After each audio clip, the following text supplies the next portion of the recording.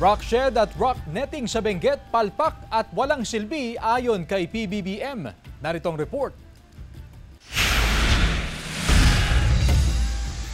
Dahil sa mga tag-ulan nitong Hulyo, bumigay ang kinatatayuan nitong rock shed sa Camp 6 Cannon Road sa labas ng Baguio City. Dahil nagsagawa ng clearing operations doon, isinara ang Cannon Road. Isa ito sa dalawang proyekto ng DPWH Cordillera na ininspeksyon ni Pangulong Bongbong Marcos. Nakita niya kung paano naapektuhan ng pagguho ang entrada ng tunnel, maging ang kalsada hanggang sa lumambot na ang pundasyon ng rock shed. Wala silang tinayo, wala silang linagay na wall, wala silang linagay na riprap, wala silang linagay na slope protection. Ganon din ang nangyari. Kaya ang balor ng kanilang trabaho is zero, complete zero. So how can you tell me that it's not economic sabotage?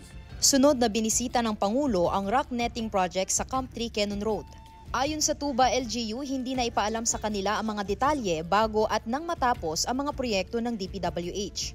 Batid ng Pangulo ang galit at pagkadismaya ng mga residente at ng lokal na pamahalaan ng Tuba Benguet sa palpak na rock shed project na ito ng DPWH CAR. Kung inyo kasing makikita sa aking paligid ay bumigay na ang protection slope ng mismong proyekto maging ang mismong pundasyon ng rock shed. Kaya naman ang hiling ng mga taga rito ay mapabilis ang pagsasaayos nito.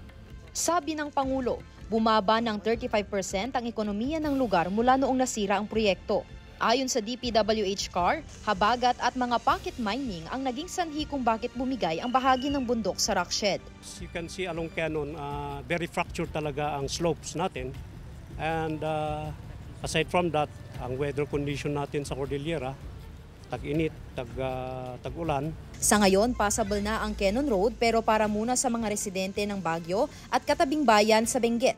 Kasama si Jing Dakanay, Sandy Salvacio, One North, Central Luzon.